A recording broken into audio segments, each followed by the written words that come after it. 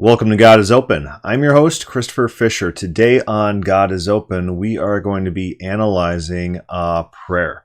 And this is a prayer by Thomas Oord, Dr. Oord. And he's a professor, he is an open theist, and he espouses a doctrine called essential kenosis, in which God cannot act to prevent evil. And what do you give up if God is all loving? Why is there evil?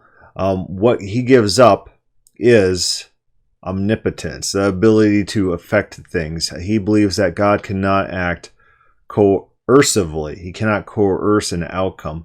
And therefore, evil exists because God cannot prevent it. But his prayer is interesting. His prayer is interesting for multiple reasons. He is an open theist. This is an open theist prayer. And I think it highlights a couple of my pet peeves with how prayer is structured, but there is a lot of good here. One great thing about this prayer is this is a prayer for President Trump. Now, Thomas Oord is an ideological opponent of President Trump, so what we see here is a template of how to pray for one's ideological enemies, for lack of a better term. And it seems fairly gracious. Thomas Oord is a really nice guy, and he seems not to have hate in his soul. So he's legitimately trying to pray for those who he disagrees with on an ideological level. So I think that is very good in that respect. Here is what he writes: Our loving God. It just is a great title. Our loving Father, our loving God. Father who art in heaven, hallowed be thy name. Those are great openings. You're addressing God. You're talking to God. You're calling him loving. You're giving him adjectives that describe him. You see that throughout the Bible. Adjectives attached to God's name. Adjectives of praise. Adjectives of admiration. I pray for President Donald Trump, Melania Trump, their family, advisors, and associates. As you know, the Trumps say that they've tested positive for COVID-19. Right here, it gets into a little bit of exposition.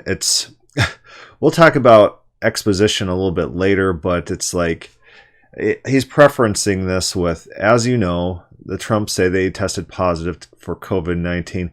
It seems like this might be more directed to the audience than to God. You know the accuracy of this announcement because, you know, there's rumors on Facebook going around that it's all fabricated. So that's pretty funny. This is phrased as if those are valid rumors. And the full extent of their illness. I offer this prayer assuming they have the virus. So that is funny. I guess it could be fabricated, and I'm not sure that we have to add disclaimers to our prayers to God. I'm not sure that's totally necessary.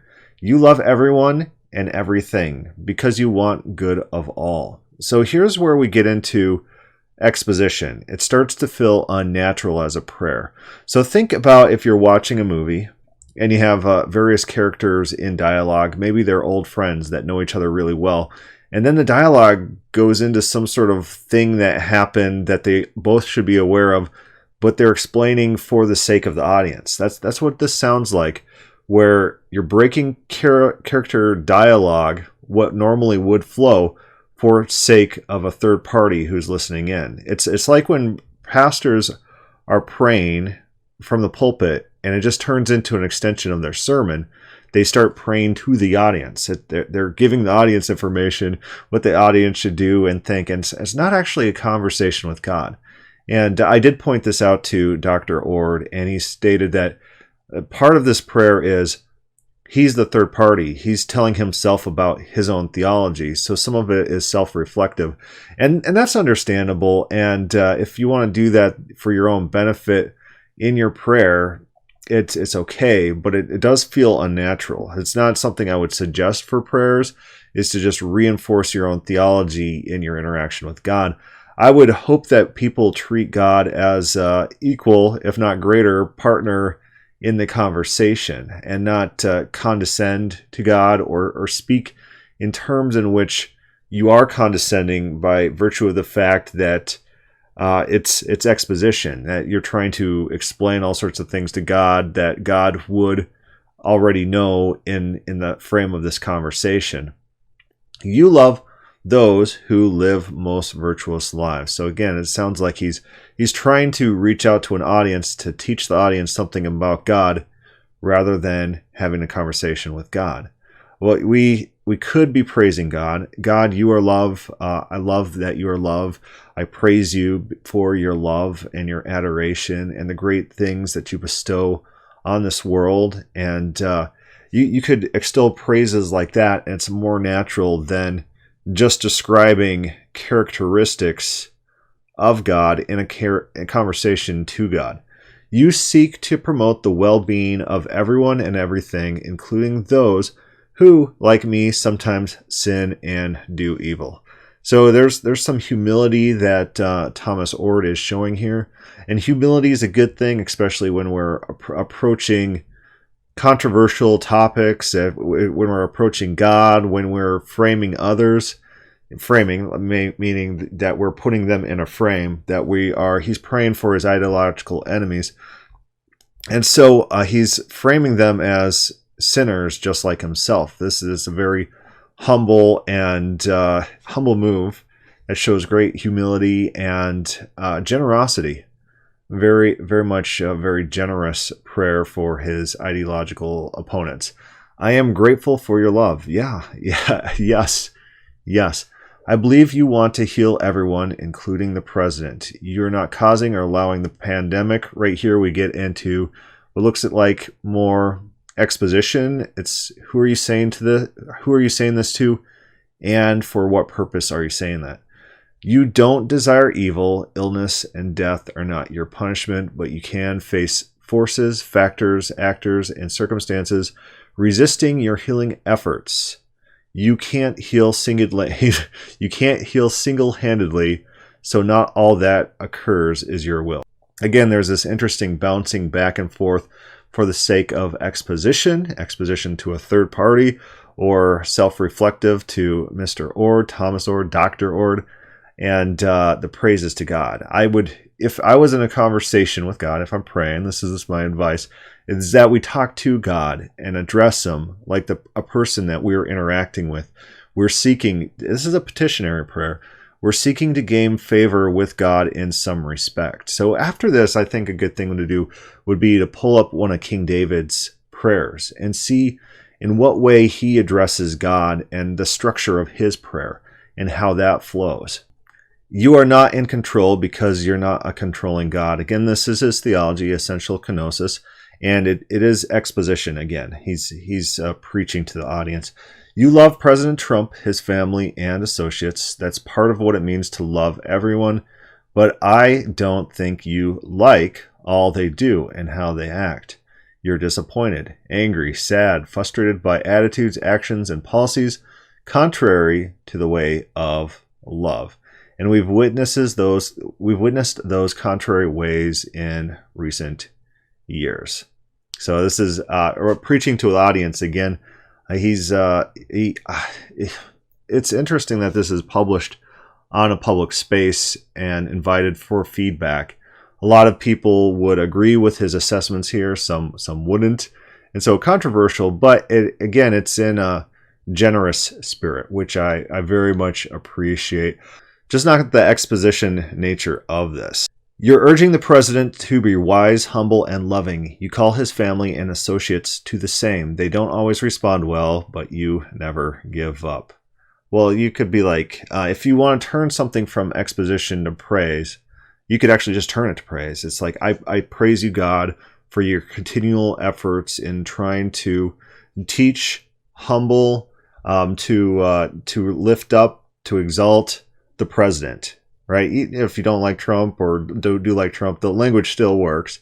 I appreciate, God, your efforts. I praise you for your efforts to reach to the lost, to reach those who might not know you, to reach those so that they could turn to you, God. Then you turn your exposition from exposition, this is what you do, God, into something where I'm praising you because you do this. My prayer then is not that you start loving or begin to try to heal. You always love and want to heal, I don't think you've given him the virus to teach the present a lesson.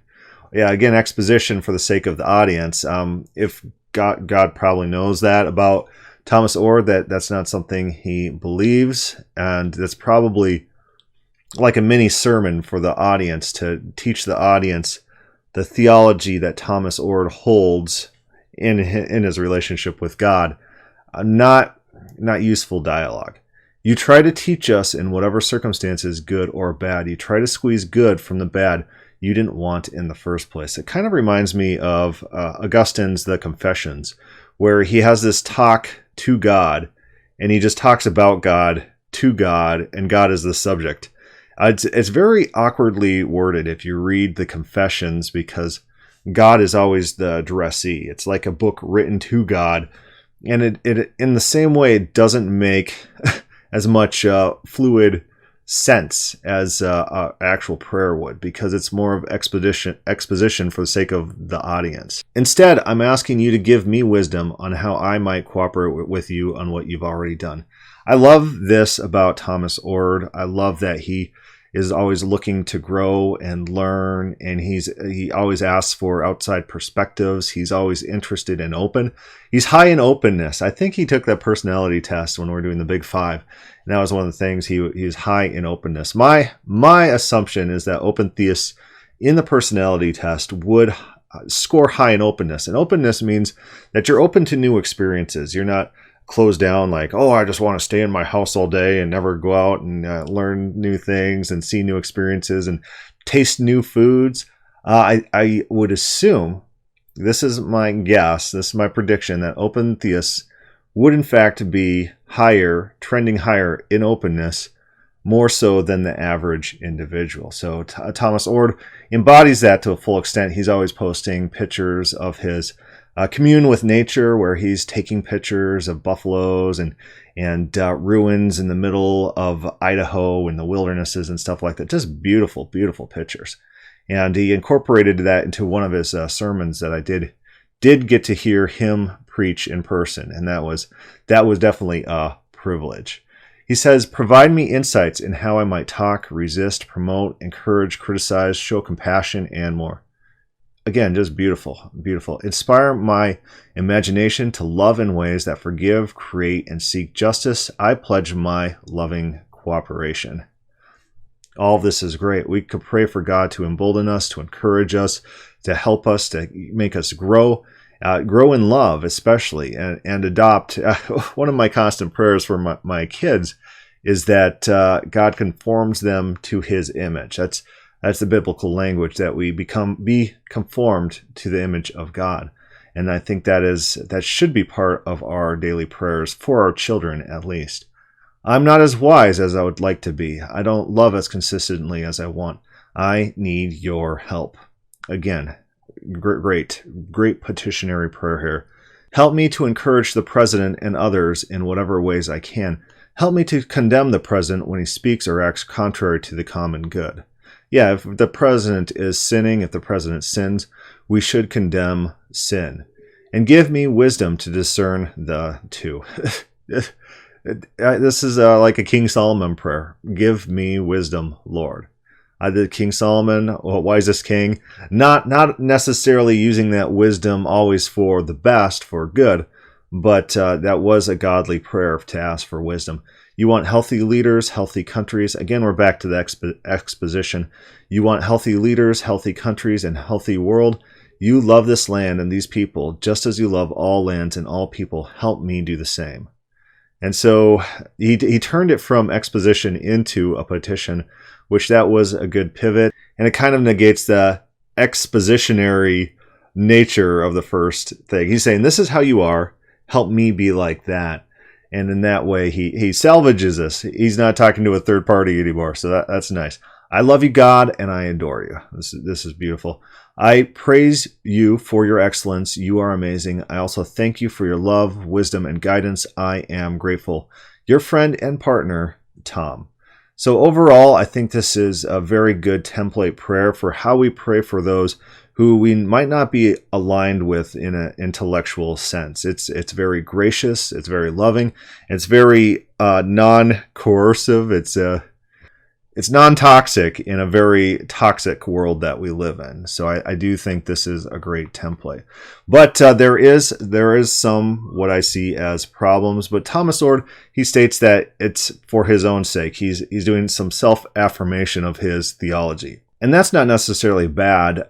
Individuals, human beings, create their own environment. And what do I mean by that is the people who go around saying things like, oh, woe is me, everything always it hurts me, and I'm unlucky at life. I think there's studies where people who think themselves lucky and people who think themselves unlucky, they look at the same situation, and the first guy says, oh, that anvil didn't fall on my head. Wow, I'm so lucky. And the second person says, oh, that anvil almost fell on my head. Oh, just my luck to almost die here.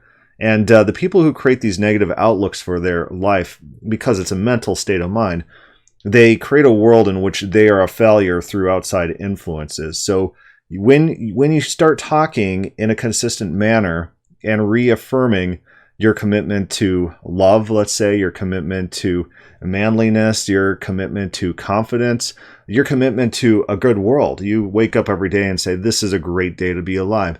You tell yourself that, let's say a year, every day when you wake up and you say that, you will believe that. So we create our own social spheres.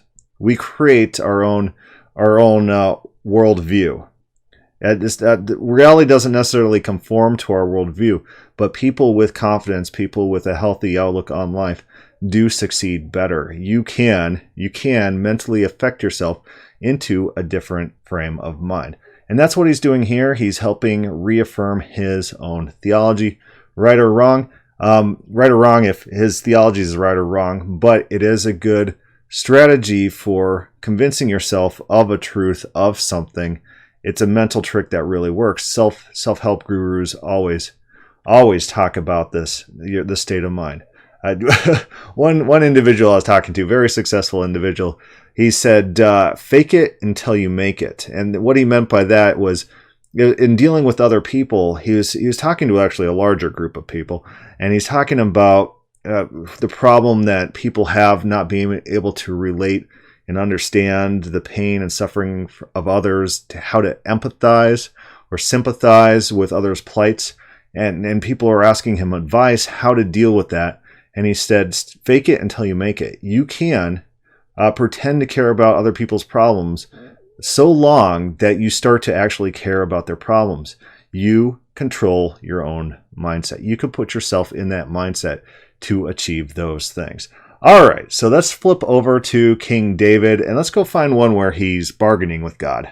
All right, here is one psalm in which King David does talk about his bargaining with God. God is a God who loves people. He loves interaction. He made mankind for a love relationship. Psalm 31, a psalm of David, a song at the dedication of the temple. I will extol you, O Lord, for you have drawn me up and have not let my foes rejoice over me. He's praising God for God's actions. O Lord, my God, I cried to you for help and you have healed me. He's called out to God and God's responded. He's praising God for God's response to his calls for help. And, the Calvinists, they're always say things like, oh, prayer's not for us. Or they say prayer's not for God, but prayer's for us. Prayer changes us, not God. That's not true in King David's theology. In King David's theology, his prayers, his petitionary prayers, have purpose. And we see that in how he prays too, because in this psalm, he talks about bargains that he has made with God. God doesn't hold all the cards, as Walter Bergerman writes in his Message of the Psalms. King David has some cards of his own, something that he brings to the table that can benefit God. God can gain value from outside himself. Another no-no in Calvinism. O Lord, you have brought my soul up from Sheol, the grave. You restored me to life from among those who go down to the pit. The people who die go down to the pit. Sing praises to the Lord, O you, his saints, and give thanks to his holy name. So praises, adorations, commending God for things that God has done, praising God for past acts. That's a fairly common thing that we see in prayers. For his anger is but for a moment, and his favor is for a lifetime. So King David believes that God has fierce emotions. And God has anger, and the anger is being downplayed because the favor is what King David likes and rejoices in. And he understands that sometimes he does misstep, he does screw up, and God will be angry at him. And he's thanking God for this anger subsiding fairly quickly, because God's emotions, of course, we know from the Bible, affect God's actions. The prophets always say, don't punish me in your anger, just wait and cool down and then make a more level-headed punishment. And King David is of this mindset. He says, your anger is but for a moment, but your favor is for a lifetime. So although God might have flare-ups against King David and things that King David does, overall, he is a God of love. In King David's mind, weeping may tarry for the night, but joy comes with the morning. As for me, I said in my prosperity, I shall never be moved. But by your favor, O Lord, you made my mountain stand strong. You hid your face, I was dismayed. As for me, I said in my prosperity, I shall never be moved. And so he's talking about, I used to be not very humble. I was very assured of myself. But by your favor, O Lord, you made my mountain stand strong. You hid your face, I was dismayed. So God was the one who set King David up. And then God rejected him. God turned his face, as the language of this psalm states. And in King David's psalms, he often talks about God's rejection or God's non-intervention in his life as God hiding his face. And then your face turns to me. That's when God does show that favor. To you, O Lord, I cry, and to the Lord I plead for mercy. And here's like the quote section. This is what he pleaded to God. What profit is there in my death if I go down to the pit? Will the dust praise you? Will it tell of your faithfulness? So he's saying, my prayer to you when you were turning your face from me was, please keep me from death. Why? Because I will praise you. If I'm dead, I can't praise you. Therefore, you have a vested interest in keeping me alive. He is bargaining with God. Bargaining with God is a valid prayer strategy throughout the Bible. God doesn't have all the cards. God can gain benefit from his creation. God, of course, made creation for some benefit to himself. There is a mutual relationship going on here. Give and take, as described here. He's saying, God, my death would be pointless. I'm better to you alive. Hear, O Lord, and be merciful to me, O Lord, be my helper. You have turned for me my mourning into dancing. You have loosened my sackcloth and clothed me with gladness, that my glory may sing your praise and not be silent. O Lord my God, I will give thanks to you forever. Notice all the personal pronouns here. Me, I, even you. It's a very personal prayer about what God has done. Even if God sometimes turns his face for a while, God still gets praise when God comes back to King David. King David loves God. Through thick and thin, King David loves God, even if God will abandon him at times. And this is this relationship that he exclaims here. And he praises God for God's actions. He gives him glowing praise, adoration. You feel just reading this, his love for God flowing forth. This is why in the Bible, King David is described as a man after God's own heart. His intense emotions. God has intense emotions too. And sometimes when two people with intense emotions, when they both have intense emotions, they sometimes don't jive very well together. And we do see some conflict within the life of King David and God, as stated in this psalm. Sometimes there is interpersonal conflict in any relationship, even in a relationship with God. But look at the love, look at the gratefulness, look at the praise. When was the last time someone praised you for something you've done? Specifically, not just like oh, thanks.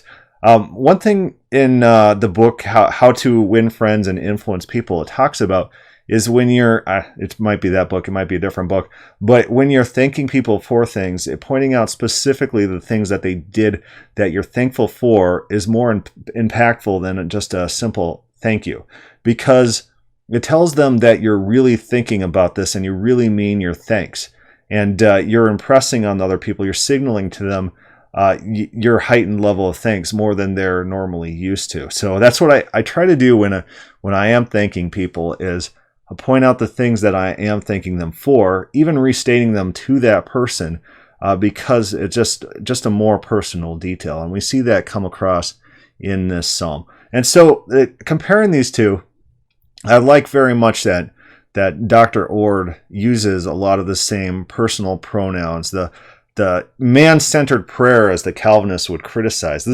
This is what King David was all about, the man-centered prayer, in which God is being petitioned on an individual level.